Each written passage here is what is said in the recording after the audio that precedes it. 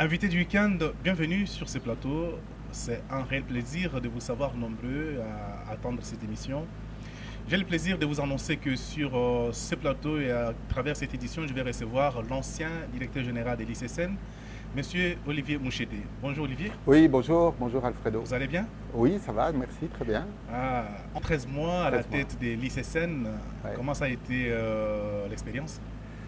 C'était une expérience assez formidable, hein, parce que d'abord l'Institut congolais pour la conservation de la nature est un bel grand établissement de l'État, dont la mission, comme son nom l'indique, c'est de protéger la biodiversité, mais surtout de faire ce travail non seulement au bénéfice de la population congolaise, mais aussi et surtout au bénéfice de la population mondiale tout entière. Donc c'était une très grande responsabilité et je sors de là avec quand même un bon sentiment, en tout cas d'avoir vécu une belle expérience dans cette institution.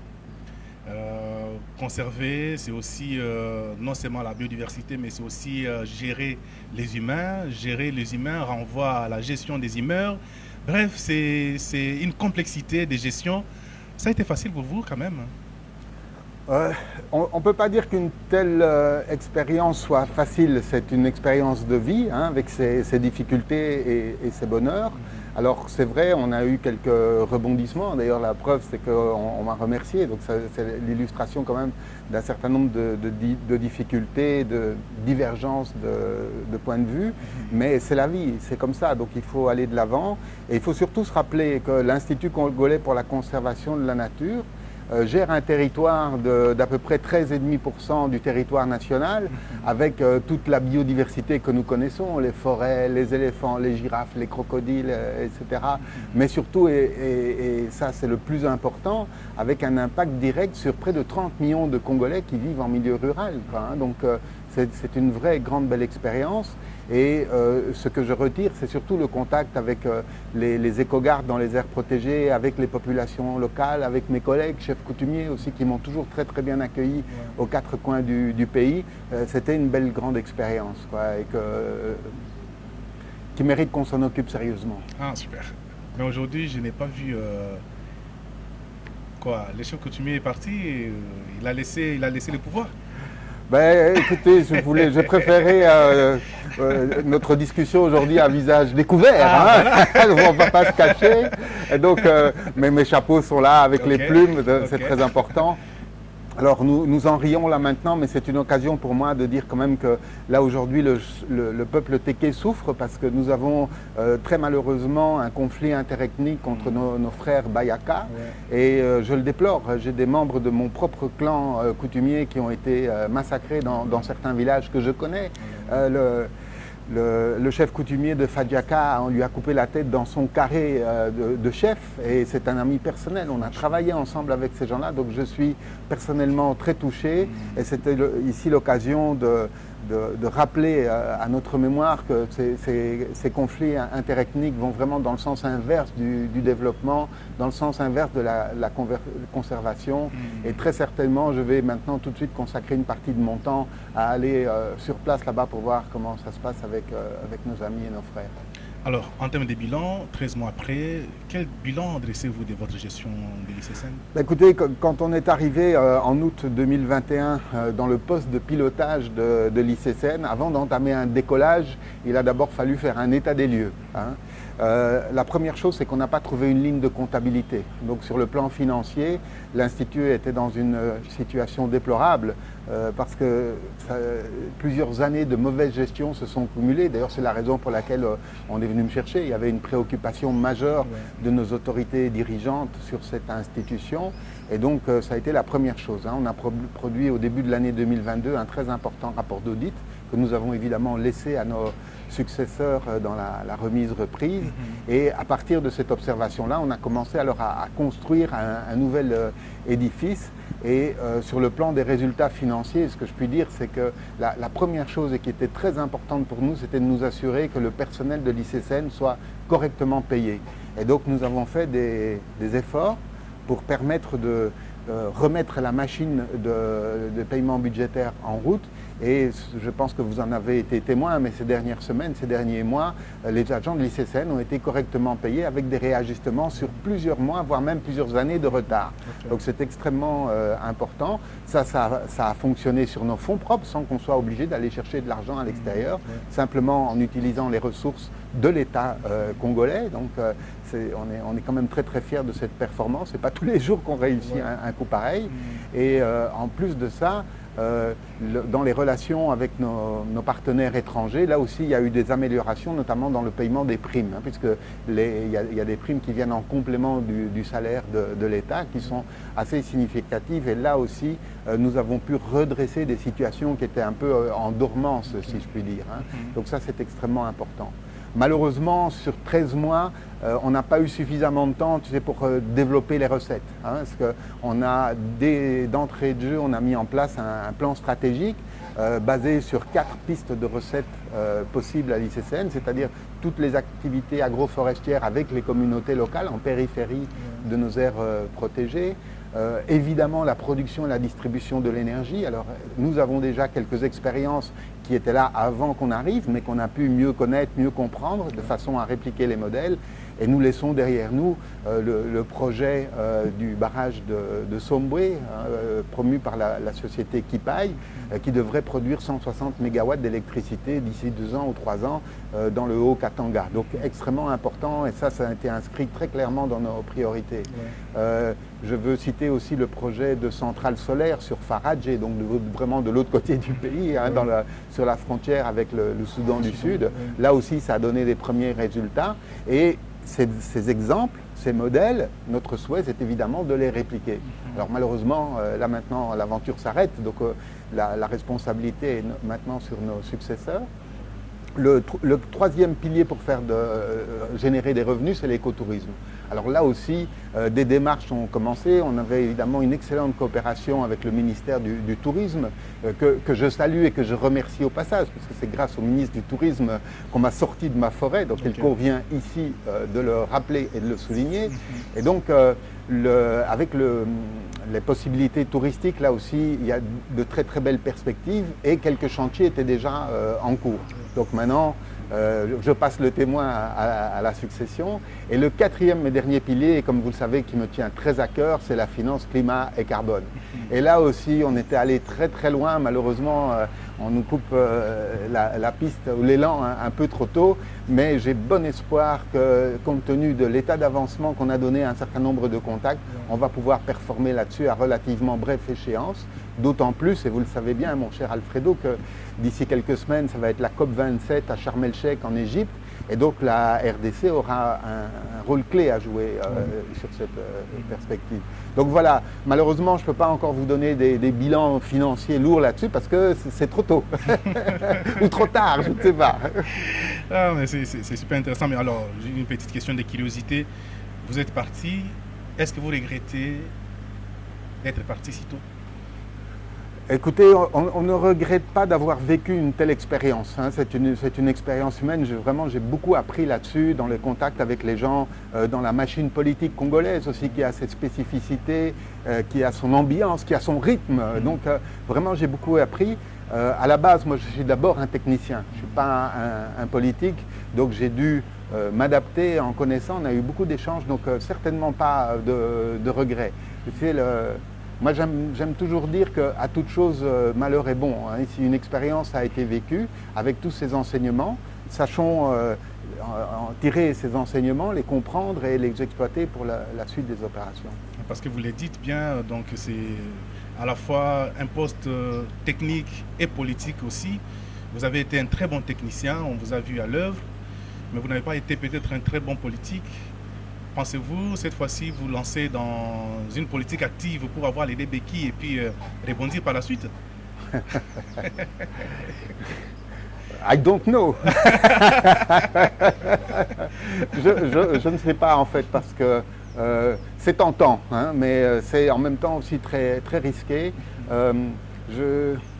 je souhaite moi m'en tenir à mes capacités techniques, hein. Ça c'est d'une importance capitale. Oui.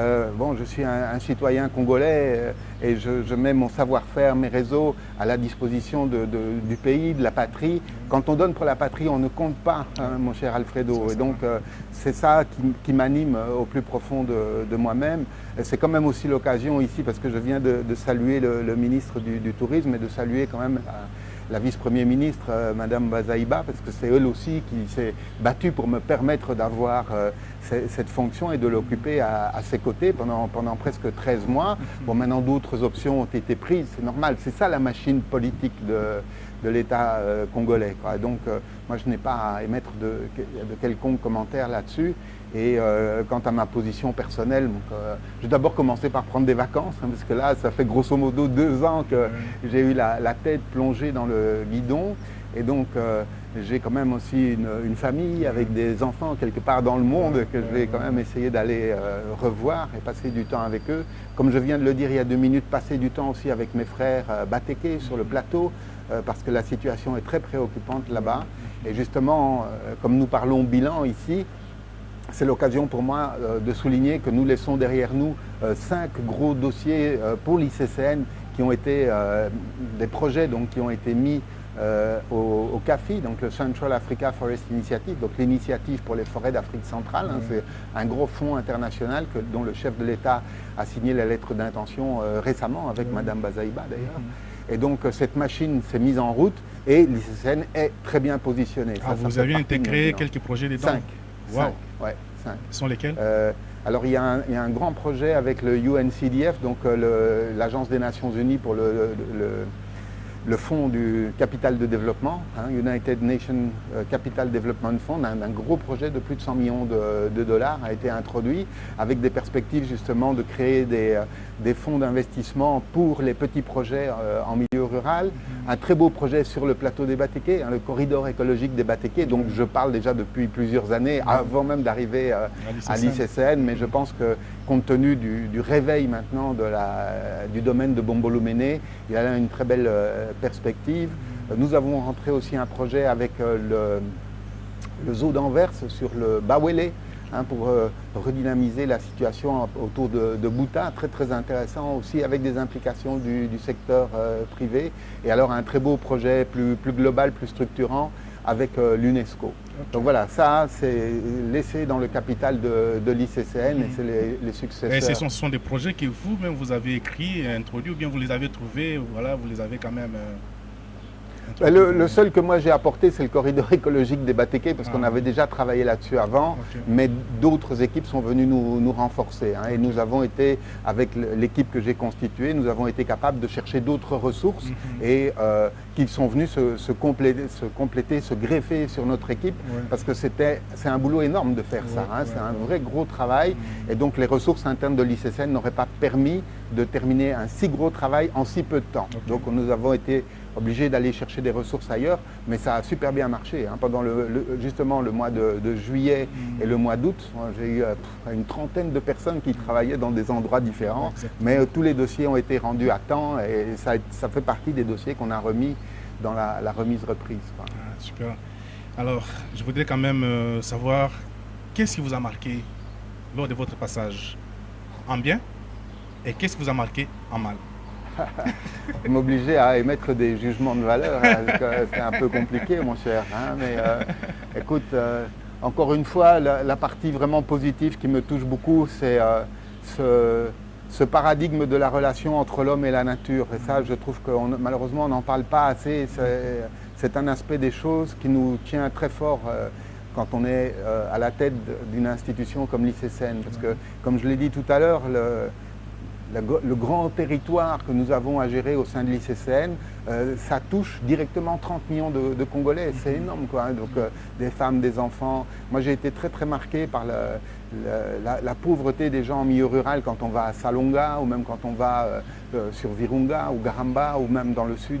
C'est partout on trouve un peu cet isolement, cet enclavement des populations rurales. Et je pense que l'ICCN est une des plus belles machines de l'État pour sortir les gens de cet isolement. Quoi. Et donc ça m'a très très fortement marqué. J'étais déjà convaincu par ça avant d'arriver, parce que j'ai quand même orienté la toute grande majorité de ma carrière sur des projets agroforestiers de développement rural avec participation de la communauté locale. L'ICCN était une opportunité de reproduire ça à très grande échelle, quoi. Ça m'a Mais vous n'avez pas pu le faire, hein. Je n'ai pas pu le faire parce qu'on a manqué de temps, mais vous avez entendu, je viens de vous le dire, parce qu'on a laissé des grands programmes derrière nous, et ces programmes-là vont fonctionner parce qu'ils sont appuyés sur un support institutionnel costaud. Donc, d'une manière ou d'une autre, ça va s'avancer. Et puis, bon, on est toujours là, on va pouvoir donner un coup de main de l'une ou l'autre manière. Voilà. Et je ne veux pas trop m'appesantir sur les aspects plus négatifs, parce que bon, ce sont encore une fois, c'est des questions interpersonnelles, mais qui sont liées à la complexité de la machine politique de notre État. Mais je viens de le dire il y a 5 minutes, je me répétais, à chaque chose, malheur est bon. Hein. Donc ces aspects, je veux dire, négatifs, entre guillemets, moi je les sens comme plutôt des stimulants, tu sais, pour faire mieux, pour se perfectionner dans son art. Et donc voilà ma perception de la chose. Mais sinon, vous avez dit, c'est 30 millions de personnes qui dépendent ou bien qui vivent autour des aires protégées. Et quand vous visitez ces communautés, vous comprenez un peu les paradoxes qu'il y a d'avoir à côté une richesse et d'être pauvre. Comment ces communautés perçoivent-elles ces concepts de conservation? Oui, mais ça c'est une très très bonne question parce que, encore une fois, tout le travail de conservation de la nature se fait pour les hommes, avec les hommes, par les hommes. Enfin, donc c'est avec eux qu'il faut travailler. Et je vois, moi, la mission des rangers, qui sont en fait les policiers qui font de la lutte anti-braconnage, leur travail est d'abord un travail de vulgarisation, de sensibilisation, etc., avant d'être un travail de répression. Ça, c'est quand même très très important et ce message doit passer. Parmi les projets que nous laissons derrière nous, j'en parle ici parce que c'est un qui me tient très très à cœur, on a laissé le projet Ishango, qui se propose de réformer complètement le personnel de l'ICCN, parce qu'aujourd'hui il n'y a pas assez de monde, il y a 3500, 3600 agents à l'ICCN pour surveiller presque 500 000 km². C'est insuffisant, on a besoin de plus de monde, des gens mieux formés, mieux équipés, mieux payés. Et donc là, il y a là un vrai grand projet à mettre en route parce que chacun de ces individus va directement impacter une centaine de personnes autour de lui. D'abord sa famille directe et puis ensuite tous les réseaux collatéraux auxquels il est connecté. Donc c'est extrêmement important de faire ça. Et donc ce projet-là nous tient vraiment très très à cœur. Et encore une fois, je reviens sur la question de base. Cette interaction entre l'homme et la nature, aujourd'hui dans notre monde moderne, c'est clé. Hein. Les questions climatiques sont sur le dessus de la table, à l'ordre du jour. Les questions de perte de biodiversité sont sur le dessus de la table. Et ici, en République démocratique du Congo, nous avons cette chance d'avoir une biodiversité incroyable, d'avoir un territoire d'une taille incroyable et d'avoir une population incroyablement jeune, quoi. Et donc tout ça, ce sont des signes d'espoir qu'il convient aujourd'hui de stimuler. Et la mission de l'ICCN consiste justement à créer les conditions pour faire émerger tout ça en harmonie. Super. Alors, monsieur Olivier Mouchete, je me souviens que quand je vous ai rencontré, pendant que vous étiez encore directeur général de l'ICCN, vous parliez d'un projet de faire la première dame de notre pays marraine du parc national de Salonga. C'était quoi l'idée derrière? On n'a pas eu le temps d'en discuter. Hein. Ah, vous allez creuser dans les détails, là, hein, mon cher. Hein. Bon, écoute, en fait, ici, d'abord, le parc national de Salonga, c'est un de nos plus grands parcs. Hein.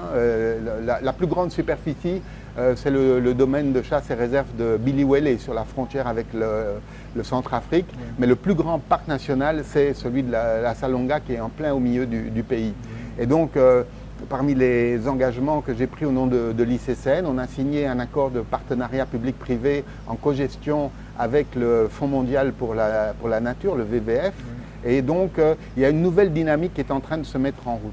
Et compte tenu des engagements que nous connaissons de la famille présidentielle, j'ai lancé l'idée de proposer à la Première Dame de devenir la marraine du parc national de Salonga. Parce que ça allait donner un coup de projecteur sur le parc national lui-même, mais en plus de ça, pour la famille du chef de l'État, de la famille présidentielle, c'est une preuve d'engagement. Alors la petite idée derrière ça, c'est en fait un projet beaucoup plus vaste qui est de réveiller nos aires protégées endormies. Aujourd'hui, le patrimoine de l'ICCN, c'est 80 aires protégées au total. Sur l'ensemble de ce patrimoine, il n'y en a que 12 qui fonctionnent, je vais dire, normalement. Tous les autres sont endormis. Et donc aujourd'hui, si nous voulons atteindre un certain seuil d'efficacité, on doit réveiller ces aires protégées. Alors vous imaginez aujourd'hui, si la Première Dame se met en avant, et j'ai bon espoir qu'elle le fera, malheureusement je ne l'ai jamais rencontrée, mais j'ai bon espoir qu'elle le fera, ça va donner une dynamique qui va encourager toutes ces aires protégées à se réveiller. Parce qu'on va trouver des partenaires. Oui. Vous savez, la semaine dernière, avant les événements que nous avons connus à la fin de la semaine dernière, mais au début de la semaine, nous étions en réunion avec 8 des principaux partenaires de l'ICCN et ce concept de réveiller les aires endormies a été accepté par tout le monde. Et donc ça veut dire qu'autour de ce concept-là, on peut créer une adhésion, hein, on peut fédérer les efforts de manière à faire sortir les aires protégées de l'ombre ou de leur sommeil. Alors vous imaginez, aujourd'hui nous avons 12 aires qui fonctionnent plutôt bien. Imaginez si on en avait 40, qui n'est que la moitié du total, quoi. Ce serait extraordinaire. Et à mon avis, les chances de succès sont énormes. Super. Alors, mais je vais quand même revenir un tout petit peu sur votre gestion.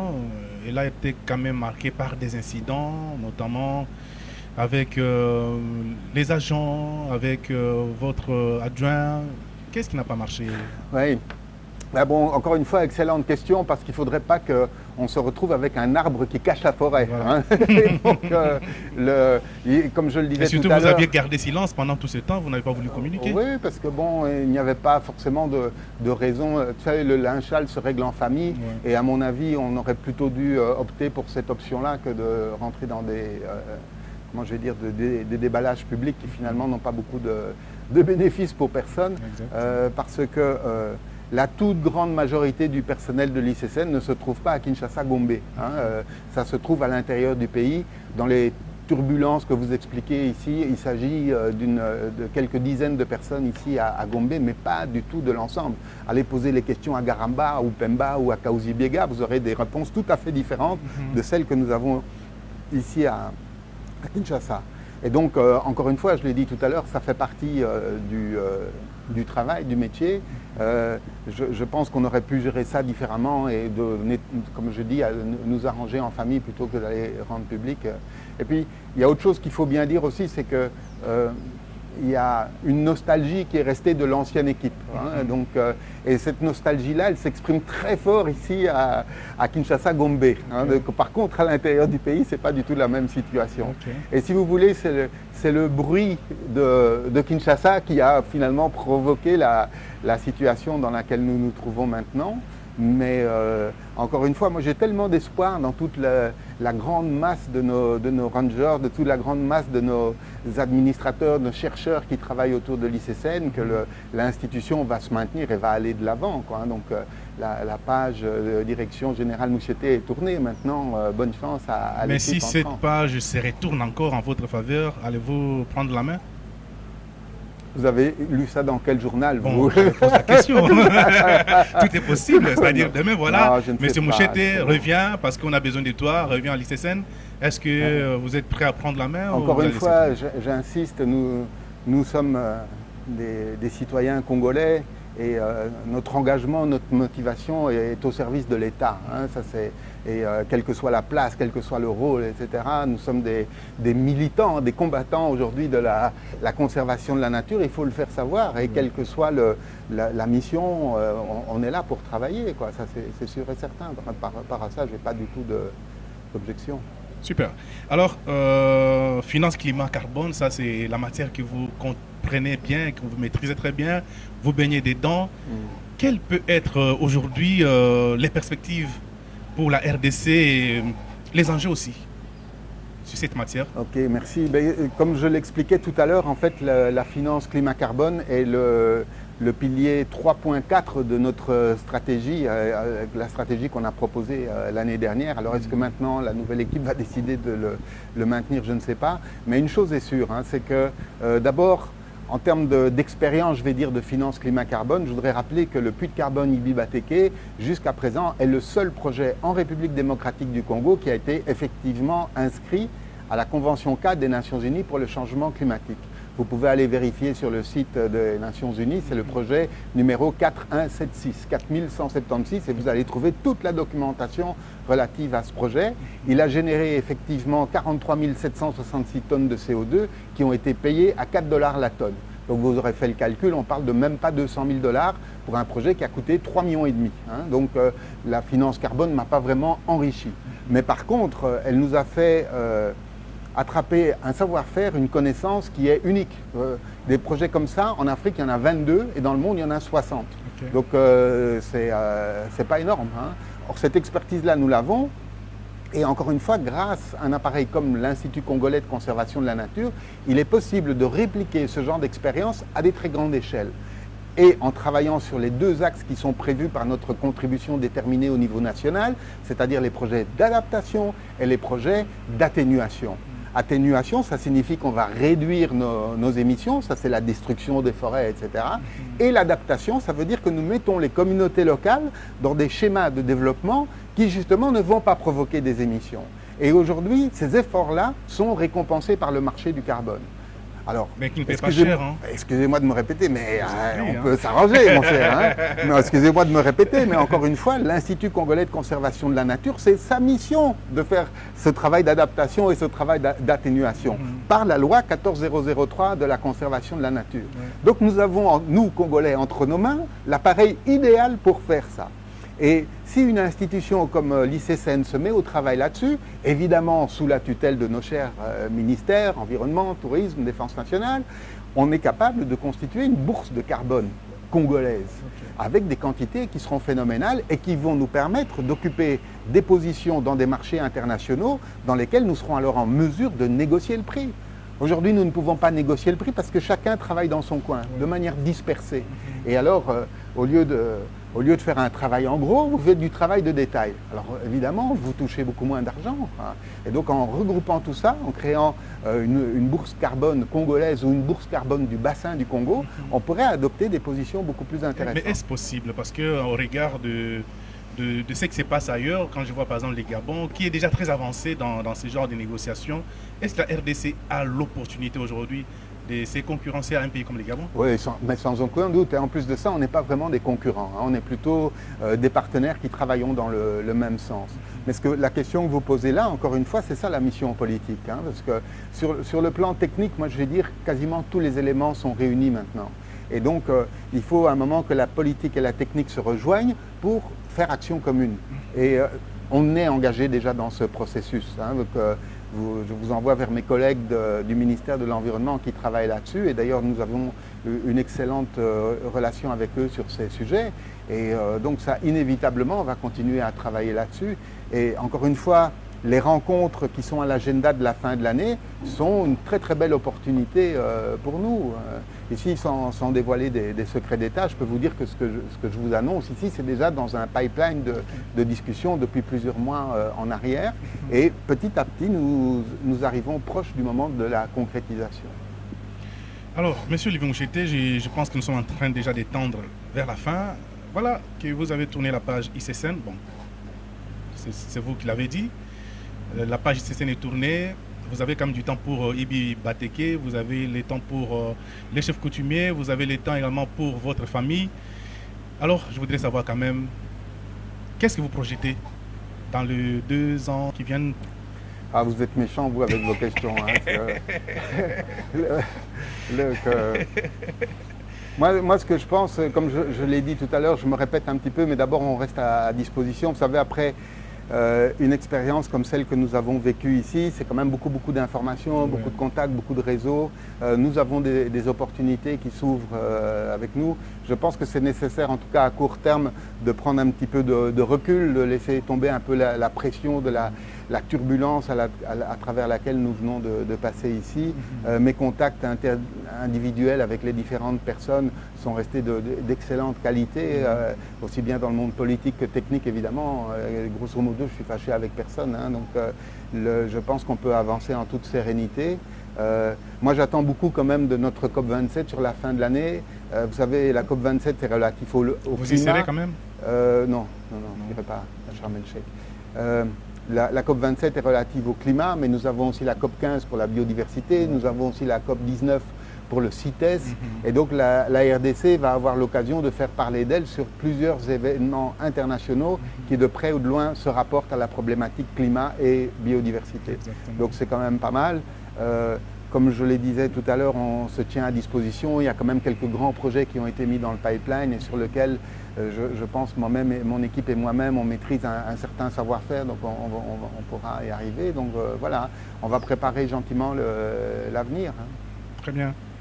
Alors, il y a quand même, c'est peut-être ma toute dernière question. Plusieurs personnes vous ont fait confiance, notamment vos collaborateurs qui ont travaillé avec vous, mais aussi certains éco-gardes qui vous ont soutenu pendant votre passage à la tête de l'ICSN. Avez-vous un message particulier à adresser à tous ces gens-là? Ah oui, certainement. D'ailleurs, merci de parler d'eux, parce qu'il ne fallait surtout pas que je les oublie. D'abord, un très très grand merci. Moi, j'ai été accueilli dans l'ICSN comme dans une famille, quoi. Donc c'était remarquable. Nonobstant les quelques Quinois ici qui avaient un autre point de vue. Mais d'ailleurs, ce point de vue s'est révélé avec les turbulences récentes ici. Mais jusque-là, il n'y avait pas de problème, grosso modo. Donc d'abord, un tout grand merci à tout le monde, un tout grand merci aux autorités qui sont venues me chercher il y a un an, avec lesquelles on a quand même travaillé de manière assez intense et étroite. Et puis tous ces collaborateurs très proches qui ont constitué le noyau opérationnel avec lequel nous avons travaillé pendant plusieurs mois ici. Je pense que nous avons été capables de créer une bonne ambiance. La machine était prête à décoller. On n'avait pas encore décollé, mais presque, on était presque arrivé au bout de la piste. Donc je pense que cet élan-là ne va pas se perdre. On va continuer à aller de l'avant. En tout cas, nous allons faire de notre mieux dans des conditions plus difficiles, puisque maintenant nous sommes désinstitutionnalisés. Mais je pense que tout ça va se maintenir. En tout cas, on va travailler. Vous savez, ce qui nous anime au fond de nous-mêmes, c'est cette préoccupation de fournir tous nos meilleurs efforts pour faire en sorte que la biodiversité congolaise non seulement se maintienne, mais même se développe. Moi, je crois très fort dans ce que je viens d'évoquer à propos de l'atténuation, l'adaptation. Nous l'avons fait à IBI et nous sommes en contact avec parmi les plus grands projets qui sont actifs dans ce sens-là. Et donc, moi, j'ai très, très bon espoir que ça va continuer. Et donc, un grand merci à tout le monde parce que c'était une expérience remarquable que je suis vraiment très heureux d'avoir vécue. Et je ne peux qu'espérer que ça va se reproduire prochainement. Oui. Nous l'espérons aussi. Alors, Olivier Moucheté, vous pensez qu'il y a une question que je ne vous ai pas posée? Ou quelque chose que tu n'as pas évoqué pendant notre échange? Ben oui, il ne m'avait pas demandé combien de temps vont durer mes vacances. Combien de temps vont durer vos vacances? Ben, le temps de se remettre en forme, de me reposer. Okay. Non, je pense qu'on a bien fait le tour. Merci beaucoup pour cet entretien. Je pense que j'ai tout dit. J'ai lancé un message fort vers nos éco-gardes. D'ailleurs, peut-être pour terminer sur une note un peu triste, mais comme vous le savez, l'information circule depuis la nuit ici maintenant, mais nous avons de nouveau perdu un éco-garde dans le parc national de Virunga, donc paix à son âme. Et c'est d'une tristesse infinie que nous soyons obligés de payer un si lourd tribut pour faire un travail aussi simple que la conservation de la nature, parce que l'humanité en dépend. Vous avez entendu le chef de l'État, là, tout récemment, à l'occasion de son passage à New York, qui vient de faire un bel interview là, qui est passé sur une des chaînes internationales. Et vous sentez dans ces discussions que la préoccupation de la sécurité sur les frontières de l'Est est devenue fondamentale pour notre pays. Et je tiens à rappeler, à souligner ici que l'ICCN et ses agents payent de leur vie ce travail sur le terrain. Donc voilà, peut-être pour terminer avec une note un peu de tristesse, mais qui ne peut que nous encourager à redoubler d'efforts pour que ce travail de conservation, ce travail d'implication des communautés dans le développement rural s'intensifie, se multiplie à l'échelle nationale dans notre pays. Monsieur Olivier Moucheté, merci d'avoir accepté notre invitation. Et nous espérons que nous serons toujours là à votre disposition si vous avez besoin de nous. Et à tout moment, lorsque nous aurons besoin de l'expertise, surtout sur finances, climat, carbone, nous ne manquerons pas de faire appel à vous. Avec plaisir. Merci. C'est par ici que nous mettons un point à cette édition de l'invité du week-end. Ça a été un plaisir de recevoir sur ce plateau M. Olivier Moucheté, ancien directeur général de l'ICSN. Donc vous avez suivi et nous avons parcouru tout son passage à la tête de cette institution. Donc nous vous fixons rendez-vous prochainement avec un nouvel invité. Et d'ici là, portez-vous bien et à la prochaine.